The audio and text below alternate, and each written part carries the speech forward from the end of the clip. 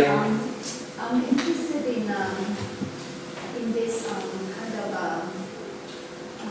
the transition between the somatic practice and those politicized expression performance that you make, because you talk it so fast. So because when people think about somatics, they often people think about very quiet, meditative process, working with your own body, things like that. But the photos that you showed us about your work, they were actually extremely expressive, and some were even violent or aggressive in the expression. So I'm very curious about the method or those things that were crucial in this transformative process, because that will be very useful for us. Yes. Not only in both dance and theater performance, and I think that's what's, because when Sion talked to me about her research and how the somatic method contribute to dance creativity. I didn't imagine things like this, right? Sure. It was not my imagination, Sure. so this really broadened up my imagination about how somatic method can contribute to the expressive bodies of performance. So maybe you want to talk more about that. Well, first of all, I had the same question, and that's why I tested it, and I tried it. I don't think there's one answer. I tried it in ways of mixing and blending. I was educated in expressive theater practice, and I was educated also in Laban movement analysis. I can work with expansive space ideas, and I can work with dynamic qualities. I understand them, and I understand what's missing. I've had many conversations with Feldenkrais practitioners who are advanced Feldenkrais practitioners who also dancers said, all great, but Feldenkrais has no space. Has no dynamics, has no space. Always the same again. And when I teach all the time, like what we teach this morning. I teach fast, I teach big, I teach people. Oh, that was interesting. First time ever I thought Feldenkrais was interesting. I know it from my practice, and so it took me a lot of bravery to say, I'm going to step out of the dogma of this. Feldenkrais really says this is the whole self, it's got to be that self too, and that self. It has to be. And it also has to be that self. So it can't just be just the absent, the neutral self. It has to be something else. So how do I find this? And I found it by blending this. First of all, I brought other people in the room who worked with me, and then my colleague Julia Pascal describes it like this. She says, so you're doing all these micro, quiet and loving and caring investigations, and they're like a tuning process. It's like a tuning. That's all Feldenkrais method is. It's a tuning process. You still have to pick up that instrument and have to play. So she said, when you then, after the tuning, when you then bring in Laban or other expressive contexts, they are ready. Because they already have an awareness of where the ground is, they have control over their effort, they have control over their shaping, they have a multi-directional body coding, they can initiate movement, so everyone has already a great array of I cans. They're already confident. So what we do is, if I show briefly, so just as an example, this would be one example. So Sean moves and I just have my Feldenkrais hands on him. Simple. For a while. And then he moves and I'm just going to hold him a bit. I might resist. I still have my Feldenkrais hands on him, but I might push him. But look, he's pushing now. Because I push. Then I go back to listening. Or then I might just do from there, I might go there. So we gradually, in Feldenkrais method, we work through what we call approximations. We gradually increase the difficulty of things. So once I've done the listening practice, I can then do other kind of things. I can lift and carry and push him down, but I'm still sensitive. I'm still nuanced. Yeah? So in this kind of way, all we need to do is increase, thank you so much, increase space and effort, but we're taking that sensitivity with us, and we're taking the care. We've already been practicing for now, really detailed with each other, learning to be still with each other, learning to be clear with each other. And then we do that just with high speed. On the affective way of doing this, how do I get into something that's angry? How do I get something that's emotional? Yeah? How do I get there? Actors get there immediately. Yeah? So for actors, that's not even a question. They want to emote everything straight away, because that's what they do, more than dancers. I have a practice where I work from movement first. Let's say, we will just demonstrate very briefly. So let's say with a partner, we're just shaking people a little bit, different ways, and we're leaving them there. And then the question is, what does that feel like for you when you're in this position? Are you proud? Are you happy? What is this? Move that person around a bit. What does that feel like now when you're in that position? So, and then we're moving around again, shifting around again, moving someone. Where are you now? What does that feel like? Oh, I feel I'm listening to something. Oh, here I feel I'm really kind of, oh, here I feel I'm really like that. So, through these questions, Feldenkrais asks questions which are about sensation and body connectivity. That's what and connectivity to ground. I just changed the question. So I just asked, rather than where's your torso and where are your hips in relationship to your chest, where's your head, I asked, what's triggered off in your imagination now? What would be the next move? My next move would be this one. That would be the next move. Oh, that would be the character. That one. So I do that where I move from when I use movement to find the feeling. Then I reverse that process. So we're just standing there, and I just said, imagine you're looking forward to something, really looking forward to something that's really exciting. Can you notice what's happening in your chest? And I just imagine that, and I noticed my chest is really lifted. And now have your voice with it, and you're really looking forward to something. Wow, and I stay with that longer. Or imagine someone's just died, and you're just really upset, and what would that feel like? And where's your weight? And then, oh, my body is just really hanging down like a dead fish. I'm just like this. So I can notice that my body is heavy and hanging when I have the image of grief or something, and I can notice that everything is opening and lifting when I feel I'm looking forward to something.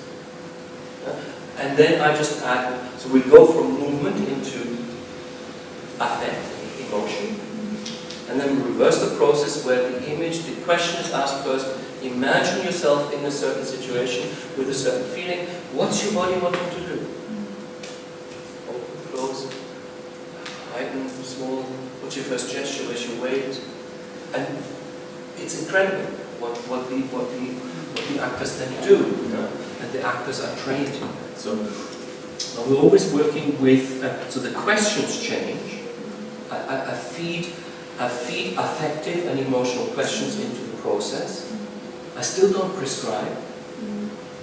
It's still an inductive process, a discovery process.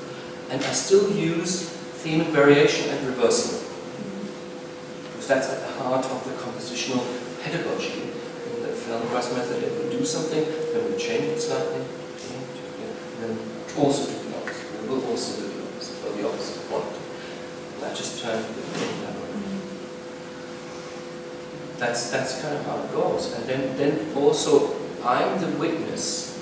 I'm the non-judgmental witness. I'm the supportive parent. That's my role as the Feldenkrais method. I sit with that hat on in the rehearsal process. I am the supportive parent for that actor, for that dancer. And I support them while I'm in this room. So they're not afraid of me. So that's the kind of sociality that I'm also proud. I need to develop a trusting relationship with my co-workers through this work, through touch. They're vulnerable, I'm vulnerable, so I bring the vulnerability into the process, the people perspective. Yeah? So that's more important even than any of those techniques, yeah, that I acknowledge the personhood of the collaborator in the process, and they trust me. I hope that answered the question. That's very good. Yeah, fantastic. I really understood. Yeah.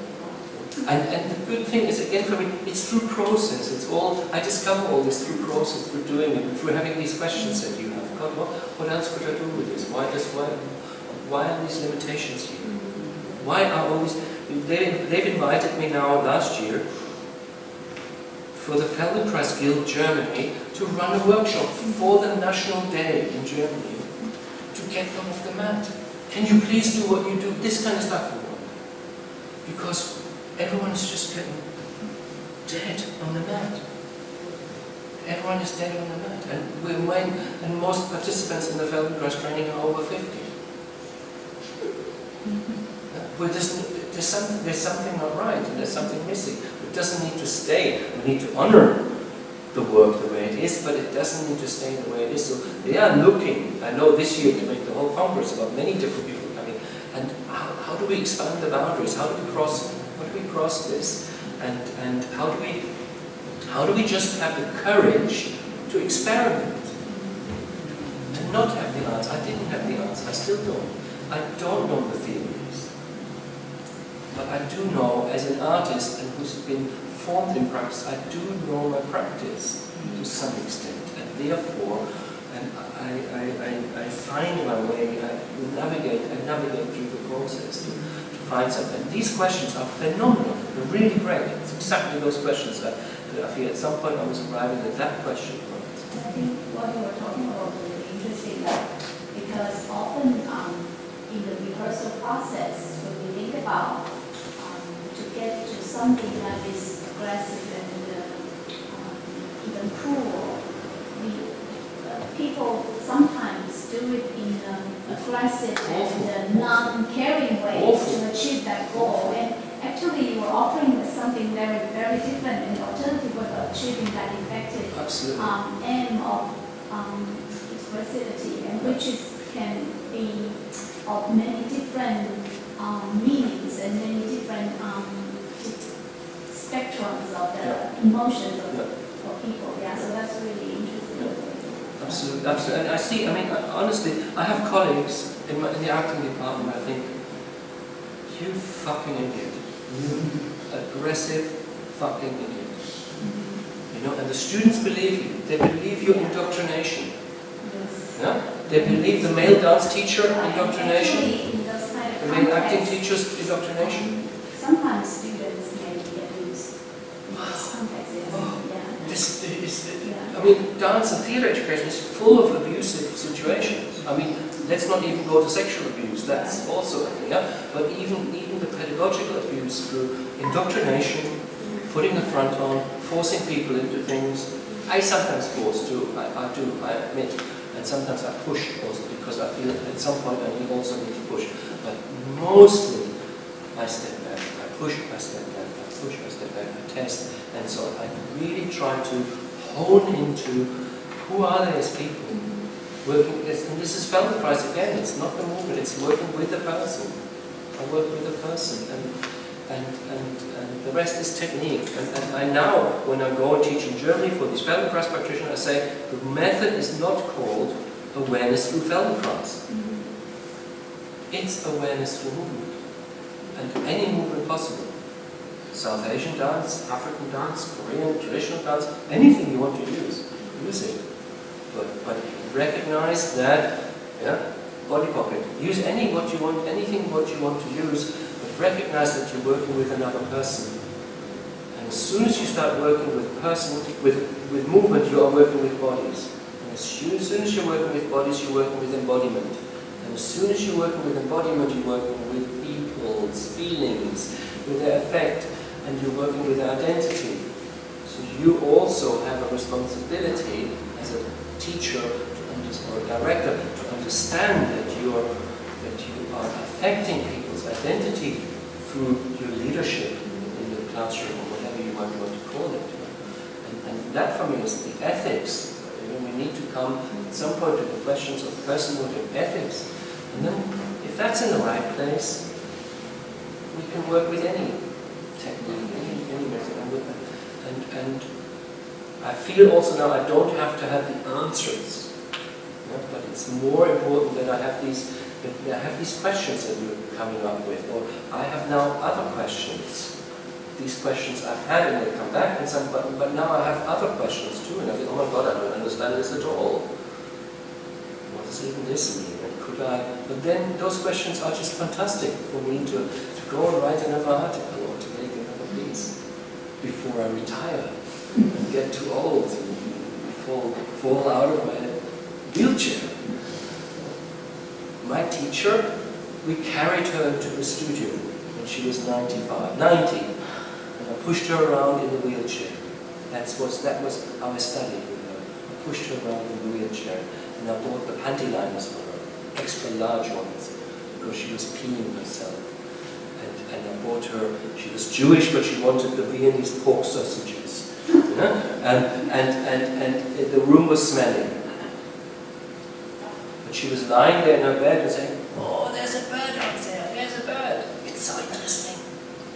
I will make a new class on Saturday about the bird. Yeah, it was an inspiration and little things, and a question and a problem, can take me into the next stage of the research. And the research can also be magic. It doesn't all have to be rational. It doesn't all have to be, it can be also poetic and affective. We must go. Thank you so much. Thank you, Dr. Thomas. Thank you.